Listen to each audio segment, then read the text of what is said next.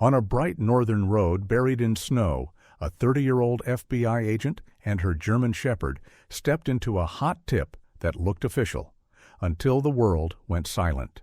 Seconds later, they were bound, mouths sealed with black tape, buried upright in an old quarry, the sun glaring down like it didn't care. The dog's eyes never left hers, breathing steady, willing her to stay awake, while the cold tried to lull her into surrender. Then an ex-Navy SEAL tore through the drifts, dug them free with bare urgency, and in that moment, betrayal turned into a rescue that felt like grace. Before we begin, tell us where you're watching from. And if this story moves you, please like and subscribe for more true-to-heart tales of courage and loyalty. The winter sun over the Bayfield Peninsula looked almost kind, the way it turned every drift of snow into a field of broken diamonds. The air was clean enough to sting. Pine branches stood still under their white load, and Lake Superior, out beyond the trees, breathed slow and dark, like an old god pretending to sleep. Agent Ava Mercer drove with both hands on the wheel, not because the road demanded it, but because her mind did. 30 years old, athletic and lean, with dark brown hair pulled into a low, practical knot, she carried the calm posture of a woman trained to stay steady when other people fell apart. Her blue-gray eyes rarely widened, even when her pulse did. The lines at the corners weren't age, they were discipline, hours of squinting into hard light, reading faces, reading rooms, reading the space between a lie and a confession. She had been pulled into this joint task force as an FBI liaison, analysis, internal integrity, and when things tightened, talking people down before they broke. ATF led the operation, HSI backed them, and Ava kept one quiet promise to herself. If this turned into a storm of egos and bad choices, she would be the one who remembered the human cost. Beside her, Odin rode like a professional, a 5-year-old sable German shepherd with a broad chest and a coat that shifted from charcoal to honey where the sunlight touched him.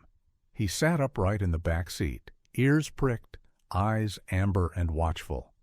His muzzle was strong and clean, whiskers dusted with melting snowflakes from their last stop, and his breathing stayed even, like a metronome set by instinct. Odin wasn't just a dog, he was a working partner, trained to detect danger the way some people detected music, explosives risk, trace sense, the sharp metallic edge of things that did not belong. But he also had something that didn't come from training, a quiet sensitivity to fear. When Ava's thoughts got too loud, Odin would lift his head and look at her as if he could see the shape of her worry. Sometimes he would huff softly, unimpressed, and that tiny humor, so simple, so canine, kept her from sinking too deep into the dark. They stopped at Snowdrop Diner, the kind of place with steamed-up windows and a bell over the door that always sounded slightly impatient. Hazel Dunn, 62, ran it with the fierce warmth of a woman who had raised storms into manners. She was sturdy with silver hair cut short and curled at the ends, cheeks pink from heat and constant motion, and eyes that could turn sharp as needles when someone acted foolish. Yet her hands were gentle when she set down a mug of coffee, and her voice carried that old country kindness Americans sometimes forget they still need. She called everyone honey, even when she was scolding them. Hazel had seen too many winters, too many accidents, too many lonely travelers, and she had learned something Ava respected. Goodness wasn't a soft thing. It was a stubborn thing. Ava didn't stay long. The call had come through the right channels. Pastor Eli Grant had requested help, not as a man chasing drama, but as a man trying to keep someone alive. The little lakeside church sat a few miles away, a modest building with pale siding and a steep roof, its windows glowing with warm light against the snow. Pastor Eli was 45, tall and slightly stooped in the shoulders, like a man who carried other people's pain carefully, afraid to drop it. His hair was dark with a touch of gray at the temples, his face clean-shaven, and his eyes held a steady kindness that didn't feel naive. He spoke slowly, not because he lacked words, but because he weighed them. He had worked disaster relief years ago, long enough to understand panic, long enough to recognize when a trembling person needed silence more than questions. Faith for him wasn't a weapon. It was a shelter. Inside the church office, Rachel Boone sat with her hands wrapped around a paper cup, as if warmth could climb into her bones through cardboard. She was in her late 30s, thin in a way that suggested too many meals skipped for reasons other than dieting. Her blonde hair had been hastily tucked under a knit cap, strands escaping around a pale face that looked windburned and exhausted. Her eyes, light, haunted, kept moving toward the window as if the night outside might suddenly become a mouth.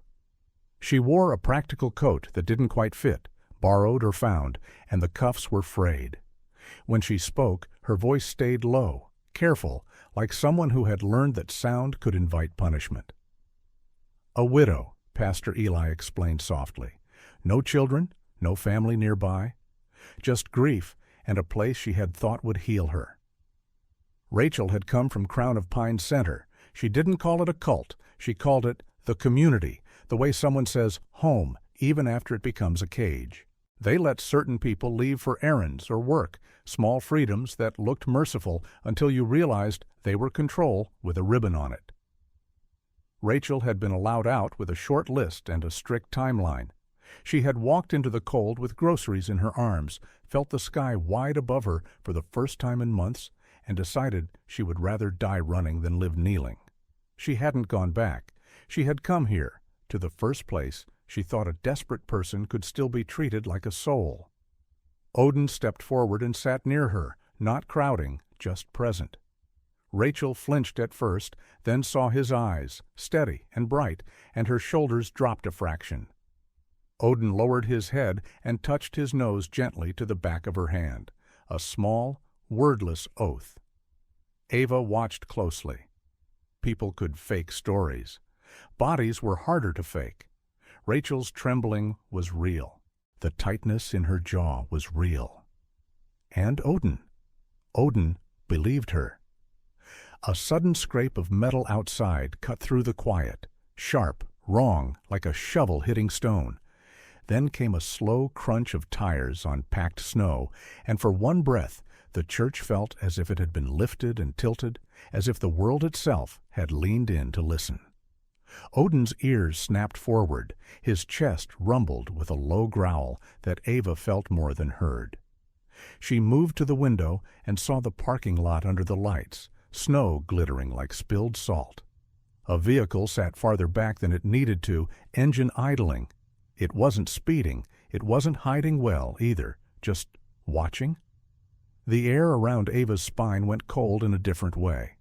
Odin's nose lifted, sampling the draft that slipped through the doorframe. His expression changed, focused, tight, like he'd caught a scent that didn't belong in a holy place. Not smoke, not food, something dry and metallic, the ghost of machinery, the hint of danger. Pastor Eli's voice stayed calm, but his eyes sharpened. Hazel, who had followed Ava over with a tin of soup and that stubborn mother energy, muttered, "That ain't normal," in a tone that made it sound like a diagnosis. Rachel's breath hitched. Ava placed herself between Rachel and the window without thinking. She told herself this was what she did, stand between the fragile and the teeth of the world. Yet something in her chest tightened with the old knowledge that safety was often an illusion you borrowed by the minute. Ava accepted Rachel's statement formally, logged the initial report through task force channels, and received her next steps. Approach Crown of Pines. Collect what could be collected. Keep the situation from igniting. She looked down at Odin, who stood like a statue carved from winter, eyes fixed on that idling car. The vehicle rolled forward, slow as a predator, circled the church once, then again, and finally drifted out into the dark. Odin didn't bark. He simply growled, soft and certain, as if naming the threat with a sound older than language. Ava watched the red tail lights fade and felt the first real shiver of the case settle into her bones. The Crown of Pines Center sat on private land so wide it made the sky feel owned. A quilt of snow-laden pines wrapped the compound in quiet, and the bright Wisconsin daylight made it look almost harmless, like a retreat brochure someone forgot to update. But Ava Mercer could feel the lie in the layout. The perimeter was too clean, the gates too deliberate, the sightlines too controlled. She stood with her shoulders squared inside a heavy winter jacket, her dark hair tucked under a knit cap, breath rising in steady clouds. 30 years old and trained to keep her voice level, she still felt the old internal tug of war. One part of her wanted to rush forward and protect the vulnerable. The other part knew that rushing was how tragedies were born. Behind her, Odin, 5 years old, sable-coated, broad-chested, moved like a shadow with a heartbeat. His amber eyes tracked every hinge, every boot print, every drift of air that carried information. He didn't pull, he didn't whine, he simply worked, calm as a prayer spoken under the breath. The Joint Task Force had built a safety ring around the property, not because they enjoyed standoffs, but because the risk profile demanded patience. ATF-led, HSI-supported, Ava, FBI liaison, was there to map networks, watch for internal cracks, and keep the human temperature from boiling over. The rumor that Crown of Pines housed illegal explosives on top of contraband tobacco and liquor turned every decision into a match held near dry grass. A hard entry could spark a fire no one could stop. So the plan became something slower: controlled negotiation, phased warrants, carefully monitored deliveries of food and medical supplies so no one inside could claim they were being starved into martyrdom. It was the kind of strategy that looked weak to impatient eyes, but Ava had seen enough to know that restraint could be a form of strength. A county access road led to a temporary command post where people spoke in clipped voices and watched screens with tired eyes. Cole Harker arrived as the official terrain and rescue advisor, and Ava understood him before he even introduced himself.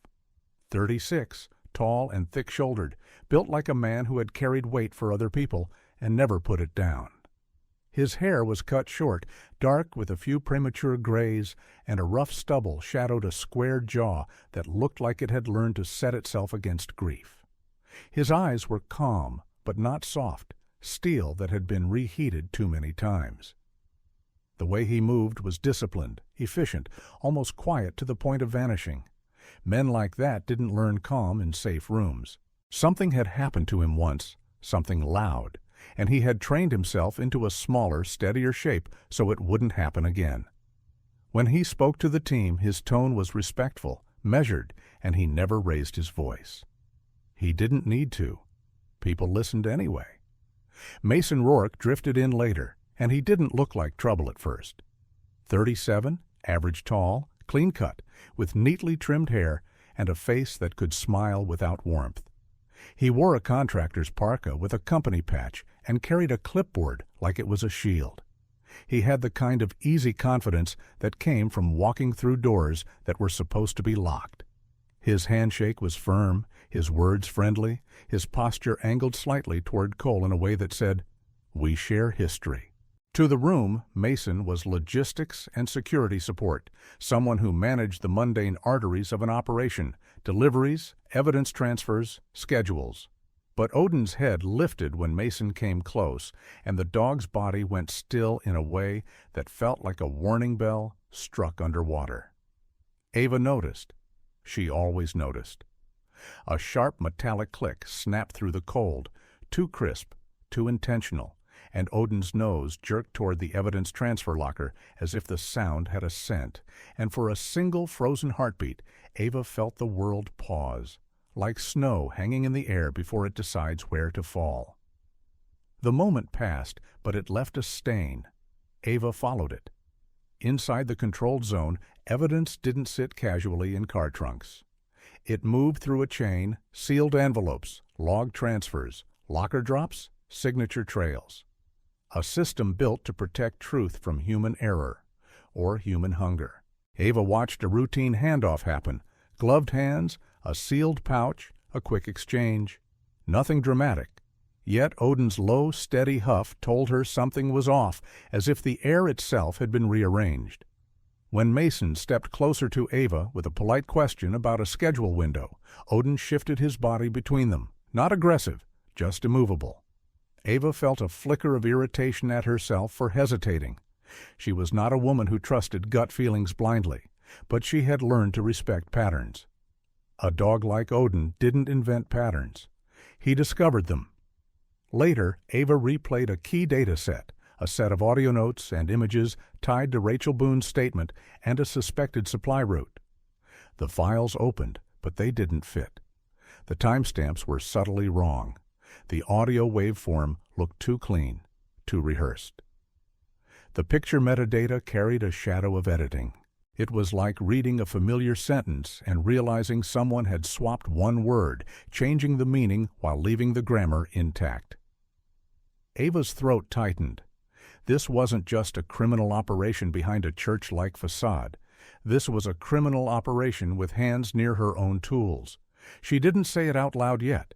She wrote it down the way she had been trained, quietly, precisely, like placing a pin in a map. Outside, the pine line darkened as the sun angled low. The compound sat silent, pretending to be peace. Inside Ava's chest, a different winter formed, one made of suspicion. Odin sat at her boot, eyes forward, ears angled toward the wind, as if guarding not just her body, but her certainty. When Ava's phone buzzed with an unknown number, she expected another empty threat. Instead, the message was short enough to feel like a knife. Stop digging. The snow is waiting. Ava looked up toward Crown of Pines, where the trees stood like witnesses who refused to speak. And she realized the case had moved from investigation to hunt, and she wasn't sure yet who was hunting whom. The standoff didn't feel like a single event. It felt like weather that refused to move on. For nearly a month, the Crown of Pines Center sat behind its neat lines of snow and timber like a fortress wearing a hymnal mask. In daylight, the pines glittered and the roofs looked peaceful. At night, the perimeter lights turned the drifts into sharp, colorless dunes, and the loudspeakers carried voices that tried to sound calm but often sounded tired. Ava Mercer learned quickly that waiting could be louder than action.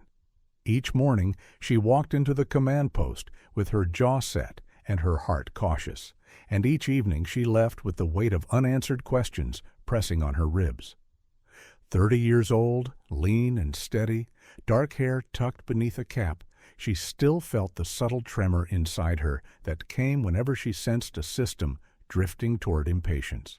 Her job wasn't to be the loudest. It was to be the anchor when everyone else wanted to cut the rope. Odin stayed near her like a second shadow. 5 years old, sable coat catching sunlight in soft bronze streaks, ears always alert, eyes amber and intent. He looked like strength made visible, but his greatest talent was quieter. He noticed what people tried not to notice. He read air, fear, and the invisible trails that guilt left behind.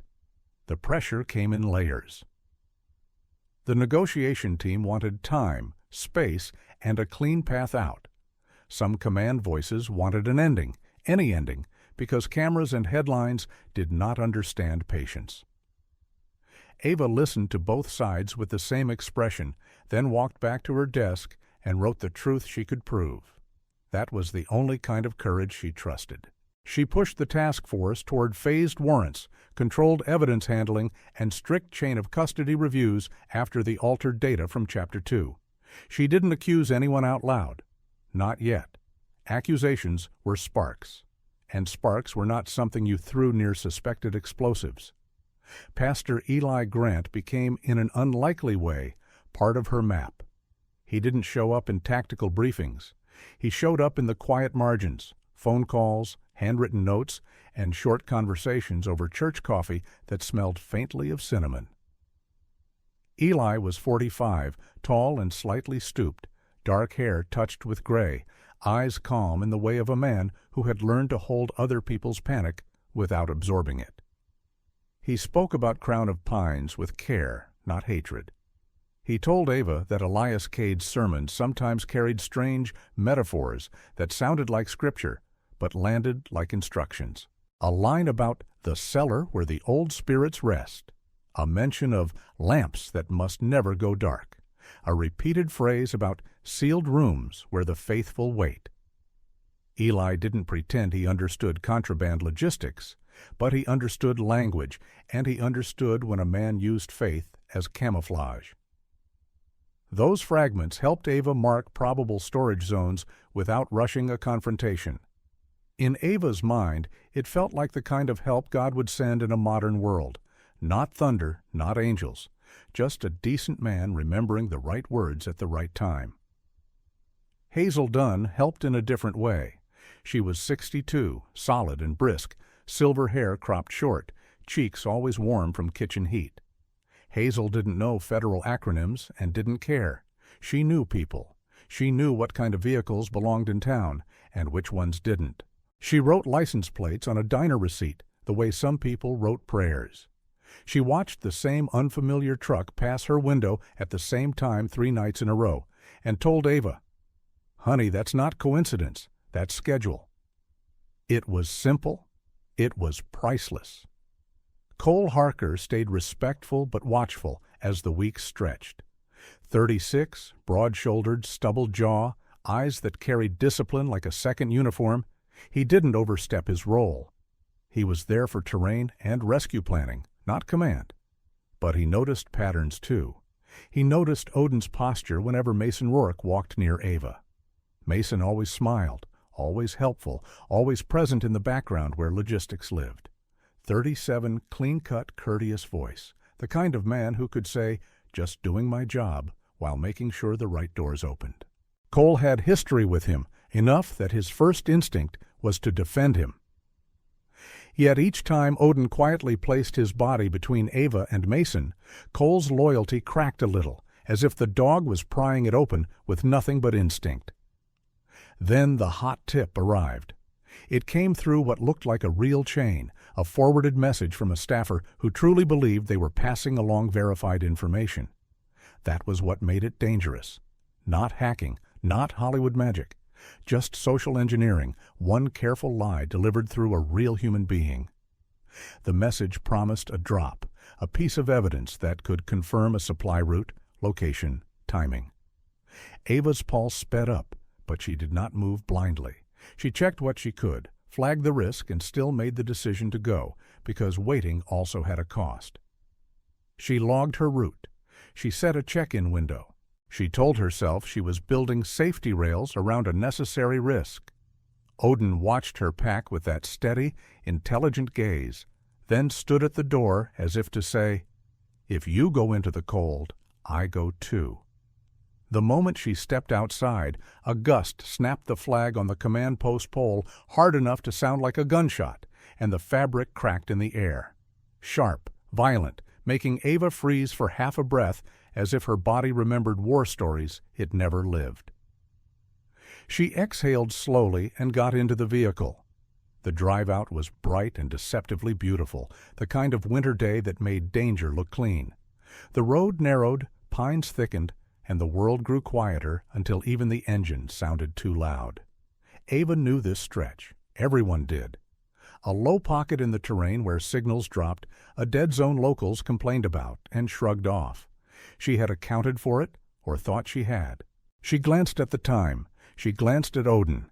He sat rigid, ears forward, nose sampling the vents, tension creeping into his posture like a shadow creeping up a wall. Ava's fingers tightened on the wheel. The check-in time came. She tapped her radio. Nothing. She tried her phone. No bars. The silence was not peaceful anymore. It was predatory. Ava pulled off onto the shoulder, heart thudding, and looked at the tree line. Snow glittered. The wind barely moved. Odin let out a low sound that wasn't fear. It was warning. In that instant, Ava understood the trap wasn't just the location. It was the confidence the message had planted in her mind. She had walked into it with her eyes open, and still it had teeth. Back at command, the check-in window closed without her voice. The protocol kicked in like a reflex. Alerts, calls, coordinates, search planning. Ava didn't know that yet.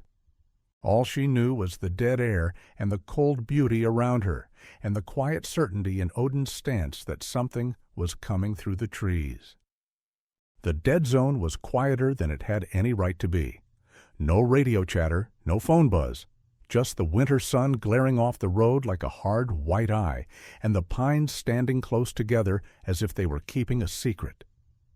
Ava Mercer eased her vehicle onto the shoulder, engine ticking as it cooled, and for a moment she simply listened to her own breathing. She was trained for uncertainty, but this kind of silence didn't feel neutral. It felt arranged. Odin sat rigid in the back, 5 years old, sable coat catching the light in copper and charcoal, ears sharp, nose lifted to the vent as if the air itself had started telling the truth. Ava glanced at her watch. The check-in window had closed. She tried the radio again. Nothing. She swallowed the first flicker of fear the way she'd swallowed it 100 times before, quietly, without giving it permission to grow teeth. She stepped out to get a clearer line to the sky, boots crunching on packed snow. The cold struck her cheeks and turned her lungs into glass. She raised her phone, turned slowly, searching for a single bar. Behind her, Odin dropped to the ground and sniffed near the rear tire, then snapped his head toward the tree line. A low rumble formed in his chest, controlled, warning, not panic. Ava's spine tightened. She followed his gaze and saw only snow and sun and the shadowed mouths of pines. Then a movement, too fast to be wind, cut behind the trunks. Ava's hand went toward her coat instinctively. She did not have time to lift it. The world tilted. A body hit her from the side like a blunt wave. The snow swallowed the sound. Her head snapped, stars bursting behind her eyes, and the last thing she saw before darkness folded over her was Odin lunging forward, teeth bared, a flash of sable fury against white. When Ava came back to herself, she couldn't move. The first sensation wasn't pain, it was pressure, dense, unforgiving, holding her ribs like a vice. She tried to inhale and met resistance. Her eyes blinked against a sharp brightness. Snow, so much snow. She realized she was standing, but not by choice. Her arms were pinned, rope cut into her wrists behind her back, cold packed around her body up to the chest, hard and heavy, like the earth had decided to keep her. Her mouth was sealed with black tape, tight across her lips, tasting like rubber and glue. Every breath had to fight its way through her nose, thin and burning. Panic rose, hot and stupid, but she forced it down. She focused on one truth: oxygen. Stay calm. A few feet away, Odin was in the same cruel display, buried upright to the chest, muzzle wrapped with black tape, his eyes wide and furious, his ears strained forward, trembling with effort. Snow clung to his whiskers, turning him into a statue of winter warfare. He made a sound that was more vibration than voice, an angry, helpless growl trapped behind tape. Ava's heart cracked in a place she didn't know was still tender. She had signed up for risk. Odin had signed up for her. Time did strange things in the cold. Seconds felt like minutes. The sun was bright, but it gave no mercy. Ava's fingers began to numb, and a heavy drowsiness tried to slide into her bones like a lullaby. She knew that feeling. Sleep wasn't rest out here. Sleep was surrender. She forced her eyes to stay open, fixing them on Odin as if looking at him could keep them both alive. Odin met her gaze and held it. He didn't look away. He blinked slowly once, as if telling her, "Stay with me." Then he shifted, tiny movements through the packed snow, shoulders flexing, chest heaving, trying to make space to breathe, trying to remind his body it still belonged to him. A distant crack split the air, wood snapping or a branch breaking under a boot, and the sound echoed off the trees like a gunshot, and for a single suspended moment, Ava felt the world hold its breath with her. She listened after it, straining. Another sound followed, faint, rhythmic, not wind. Footsteps. Ava's pulse surged. Her mind tried to imagine rescue and threat at the same time, because hope could be dangerous too. Odin's eyes narrowed, tracking the direction. His body tensed, ready to fight even without his mouth. Ava's throat burned behind the tape as she tried to make noise, but only a muffled, useless breath came out. Miles away, protocol had already begun to move. When Ava missed check-in, the command post didn't debate. It reacted. Hazel Dunn's diner receipt came out like scripture. License plate, time, direction, written in her bold, angry handwriting. Pastor Eli's quiet memory supplied landmarks, the old logging spur, the bend where the signal always died, the abandoned gravel site locals avoided. Cole Harker took those fragments and turned them into a path. He moved with the relentless focus of a man who had once searched for breathing under rubble. His stubbled jaw was tight, his eyes fixed ahead, and his voice on the radio was steady enough to calm everyone listening. They found the tire marks first, then the drag scuffs in the snow. Then Odin. Cole saw the dog's sable ears before he saw Ava's face, because Odin's eyes were locked on him like a flare shot into daylight. Cole dropped to his knees without hesitation, gloves digging, forearms burning as he shoveled snow away from Odin's chest. He cut the tape from Odin's muzzle.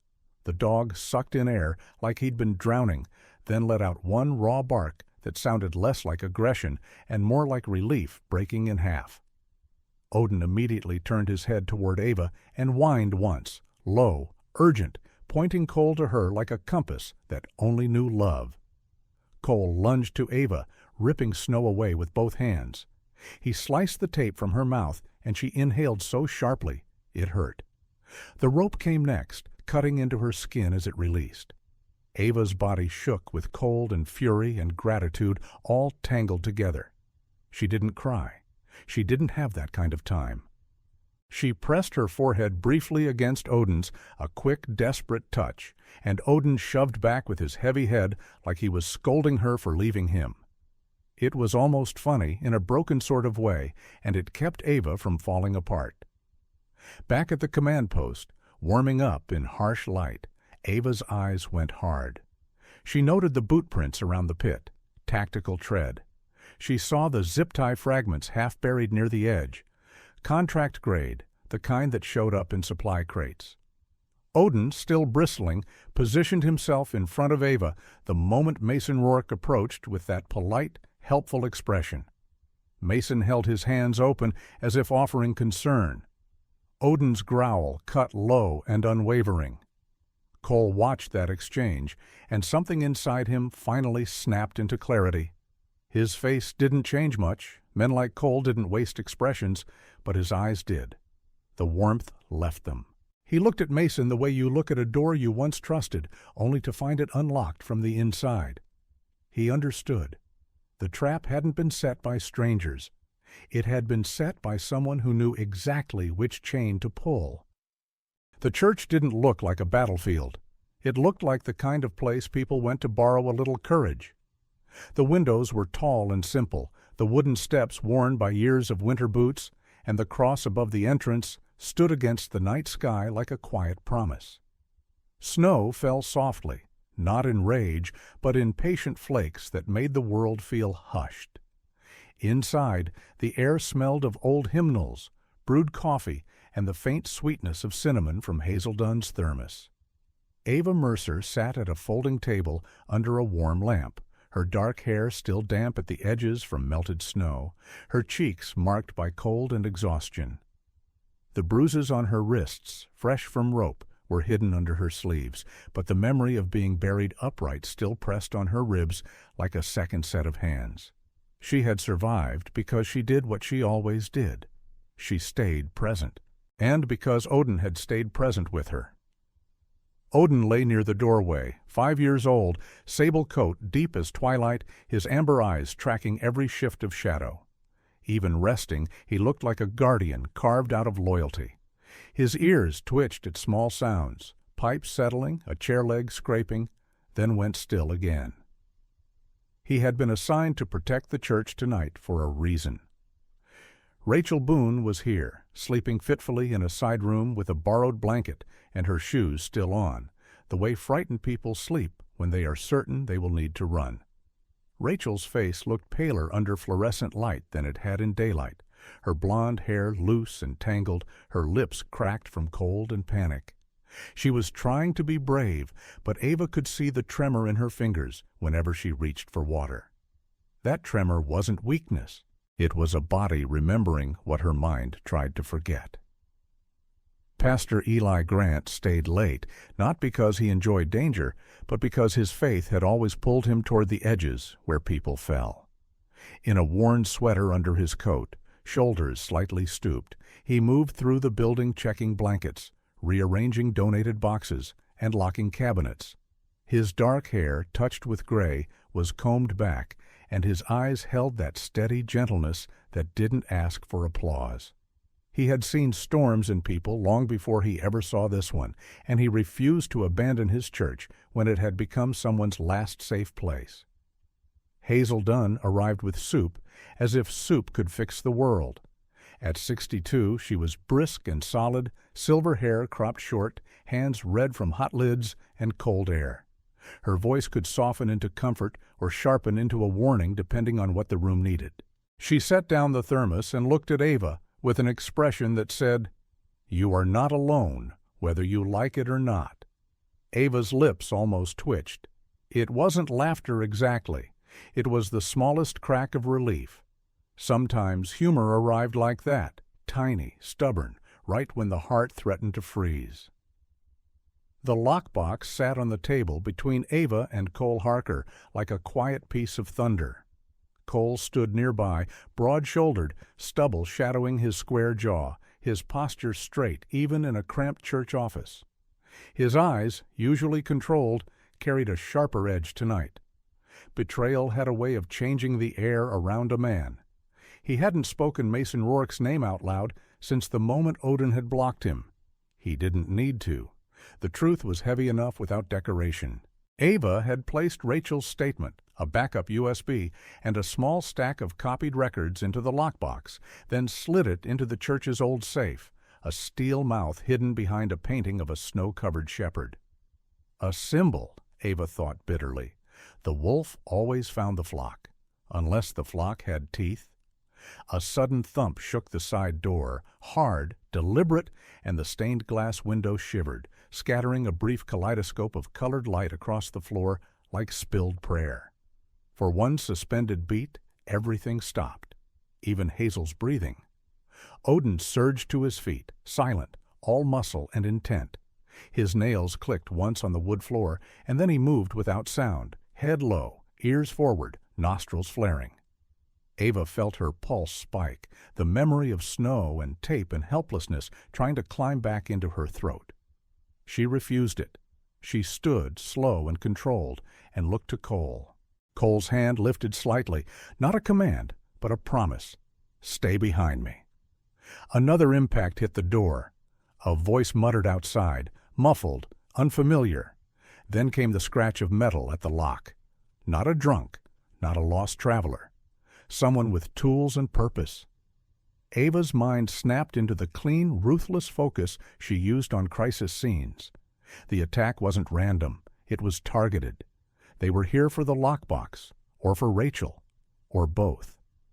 Odin's growl finally arrived, low and vibrating, and it traveled through the church like a warning bell. The door gave way with a cracked splinter. Two men pushed inside fast, faces partially covered, winter jackets dark, movements practiced. One carried a small bag. The other held something that glinted in the light. Crowbar, maybe. Ava didn't need to name it. She only needed to survive it. Cole moved like he had been built for this, stepping into the aisle with controlled force, voice sharp and commanding. "Stop! Now!" The men didn't stop. They darted toward the office hall. Hazel let out a sound that was half gasp, half fury. Pastor Eli appeared from the back corridor, eyes wide but steady, as if his fear had to wait in line behind duty. "Eli, back!" Ava snapped, and for once she heard steel in her own voice, but the intruders shoved past a table, knocking over a candle display. The flame hit a paper flyer. Fire bloomed with shocking speed, orange against wood, smoke rising thick and low. The church, once a shelter, became a lungful of poison.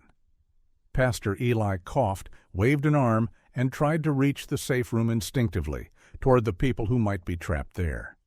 That instinct nearly killed him. A shelf toppled near the corridor, and the impact sent a burst of ash and smoke into his face. He stumbled. Ava's heart lurched. She moved, but the smoke hit her too, burning her eyes and throat, turning every breath into a fight. Odin went first. He bolted into the haze like a living compass, barking short and sharp, two quick bursts that cut through the roar of flame and panic. He found Pastor Eli by scent and sound, pressed his body against him, and tugged at his sleeve with his teeth, not enough to tear, just enough to pull him away from the thickest smoke. Pastor Eli tried to stay upright, but his knees buckled. Odin shifted, braced, and dragged him inch by inch toward cleaner air, his own lungs working hard, eyes narrowed against stinging heat. That dog did not think about heroism. He thought about one thing: get him out. Ava and Cole reached them seconds later, hands finding Pastor Eli's arms, hauling him the final distance out into the open doorway, where the cold night air rushed in like mercy. Pastor Eli collapsed to his knees, coughing violently, face streaked with soot. Odin stood over him, chest heaving, then nudged his shoulder once, almost scolding, almost tender. Pastor Eli's eyes, watery and stunned, lifted to Odin. "Thank you," he rasped, and the words sounded like a prayer. Sirens wailed in the distance. The intruders fled before they could be caught in the tightening ring of response. Outside, Ava's eyes locked on tire tracks near the lot, deep, familiar tread, the kind she had seen near supply vans. A glimpse of a rear bumper as it disappeared. Utilitarian, unmarked, too clean. Cole stared at the tracks, jaw tightening. Mason. The name finally formed in the air between them, unspoken but unmistakable. Ava's phone vibrated with a new update from command. Movement detected near Crown of Pines. Someone was trying to burn the last bridge. Cole's gaze lifted to the dark road leading away from the church, and the soldier in him surfaced fully. "He's running," he said quietly, "to erase the truth."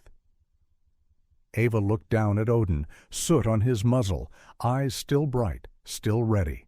She felt something like faith rise in her chest, not in outcomes, but in purpose. "Then we don't let him," she said.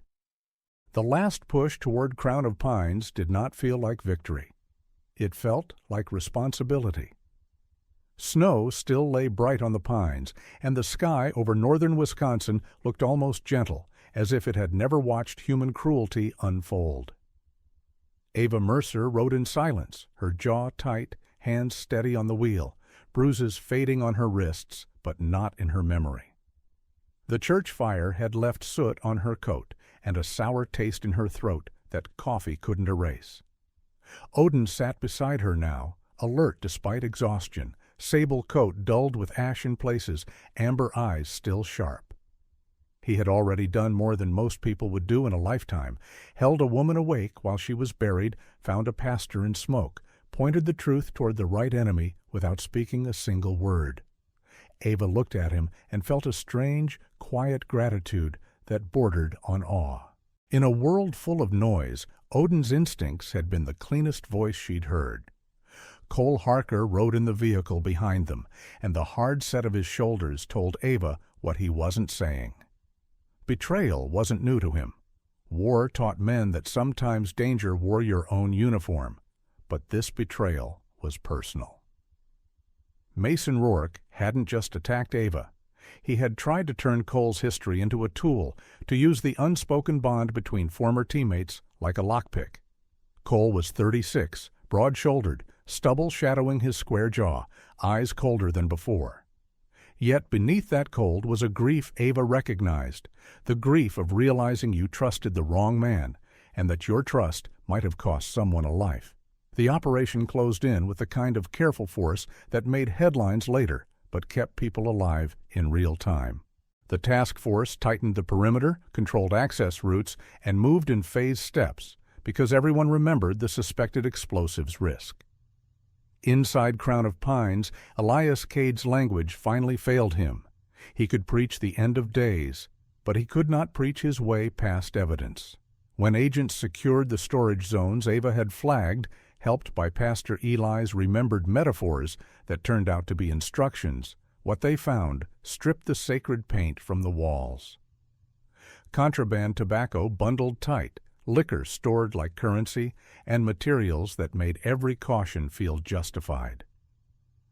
Elias Cade was escorted out under bright winter light, still trying to speak softly, still trying to sound like a shepherd.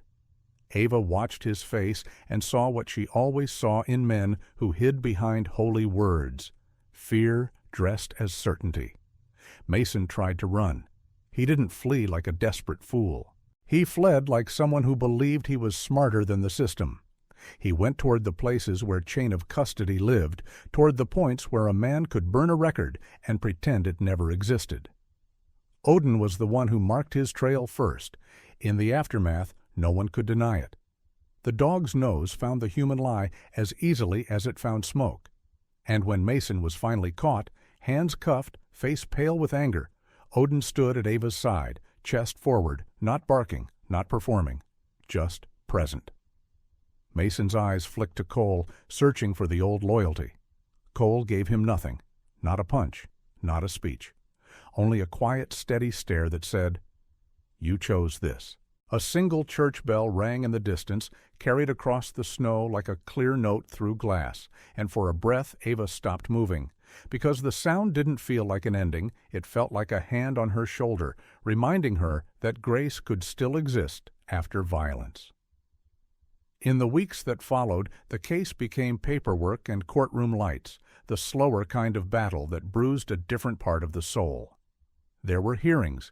There were reviews of procedure, chain-of-command questions, and long days where Ava sat under fluorescent hum and told the truth again and again until it sounded like stone in her mouth.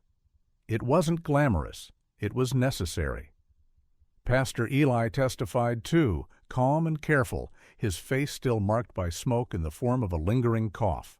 Hazel showed up with her diner receipt and her stubborn witness memory, standing in court like a woman who refused to let decency be dismissed as small. Rachel Boone, no longer shaking quite as hard, spoke in a voice that still trembled but no longer apologized for existing. Each person offered a piece, and together those pieces made a mirror no one could look away from. When the community finally exhaled, it did so in the simplest way: gratitude. A small ceremony was held at the church on a bright winter afternoon.